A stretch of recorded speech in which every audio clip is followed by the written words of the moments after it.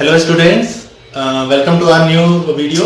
आज आप लोगों को बताया जाएगा एचसीएफ एलसीएम का प्रोग्राम इन जावा। ठीक है, HCF and LCM. First of all HCF होता क्या है? एचसीएफ का फुल फॉर्म होता है हाईएस्ट कॉमन फैक्टर। जैसे हमने दो नंबर लिए, एक ए और एक बी। ए में नंबर लिया 6, बी में नंबर लिया 12। तो 6 के फैक्टर्स यानी डिवाइजर्स कौन कौन से होते हैं? 1, 2, 3 और 6। और 12 के डिवाइजर्स कौन कौन से होते हैं? 1, 2, 3, 4, 6 और 12। तो इसमें हाईएस्ट कॉमन फैक्टर कौन सा है? 6। ठीक है, यानी 6 और 12 का हाईएस्ट कॉमन फैक्टर क्या है? 6। ऐसे ही एक और एग्जांपल लेते हैं। जैसे ए में नंबर लिया 10, बी में नंबर लिया 15। ठीक है, तो 10 के डिवाइजर्स कौन कौन से होते हैं? 1, 2, 5 और 10। और 15 के होते हैं 1, 3, 5 और 15। तो इन दोनों में हाईएस्ट कॉमन डिवाइजर या फैक्टर कौन सा है? 5। ठीक है, तो ये तो हुआ हाईएस्ट कॉमन फैक्टर। अब दो नंबरों का एलसीएम यानी लोएस्ट कॉमन मल्टीपल कैसे निकाला जाता है? जैसे 6 और 12 के नंबर लेते हैं, तो 6 के मल्टीपल्स कौन कौन से हैं? 6, 12, 18 एंड सो ऑन। और 12 के मल्टीपल कौन से हैं? 12, 24, 36 एंड सो ऑन। तो इसमें लोएस्ट कॉमन कौन सा है? लोएस्ट कॉमन मल्टीपल कौन सा है? 12। यानी 6 और 12 का लोएस्ट कॉमन मल्टीपल क्या है? 12। और 6 और 12 का हाईएस्ट कॉमन फैक्टर क्या है? 6। ऐसे ही 10 और 15 का हम एलसीएम देखते हैं, लोएस्ट कॉमन मल्टीपल। तो 10 के मल्टीपल्स होते हैं 10, 20, 30, 40 एंड सो ऑन। और 15 के होते हैं 15, 30, 45 एंड सो ऑन। तो इसमें लोएस्ट कॉमन कौन सा है? 30। यानी 10 और 15 का लोएस्ट कॉमन मल्टीपल कौन सा है? 30। और 10 और 15 का हाईएस्ट कॉमन फैक्टर क्या है? 5। ठीक है, तो अगर हमें दो नंबरों का एलसीएम फाइंड करना है, तो उसमें मैथ का एक फॉर्मूला होता है कि हम क्या करेंगे, उन दोनों नंबर को एक साथ मल्टीप्लाई करेंगे। तो 6 और 12 को मल्टीप्लाई करने पे क्या आ रहा है? 72। और इसके एचसीएफ से डिवाइड कर दिया जाएगा। इसका एचसीएफ क्या था? 6। तो 72 डिवाइडेड बाय 6 इज 12। वही एलसीएम है।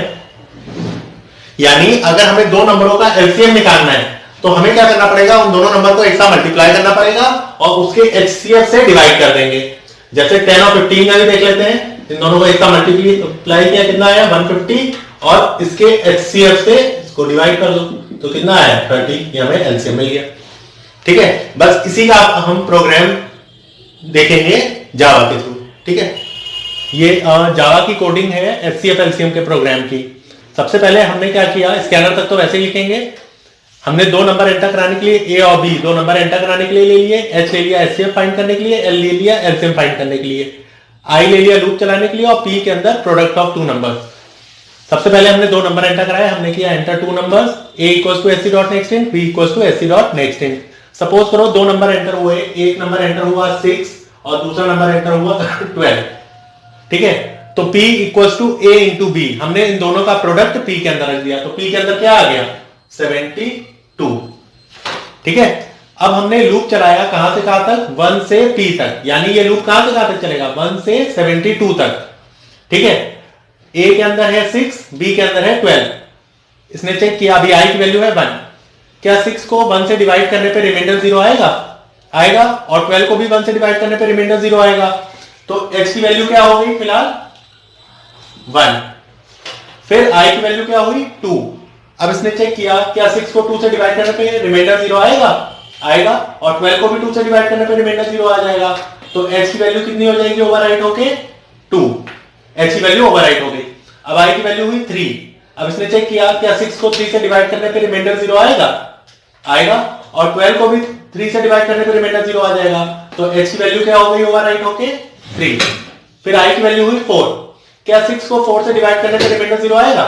नहीं आएगा, तो ये आगे नहीं चेक करेगा क्योंकि एंड ऑपरेटर लगा हुआ है। एंड ऑपरेटर क्या करता है, जब दोनों कंडीशन ट्रू होती है तभी अंदर जाएगा। तो i की नेक्स्ट वैल्यू क्या हुई 5। 6 को 5 से भी डिवाइड करने पे रिमाइंडर 0 नहीं आएगा, तो h की वैल्यू 3 ही रहेगी। फिर i की वैल्यू हुई 6। क्या 6 को 6 से डिवाइड करने पे रिमाइंडर 0 आएगा?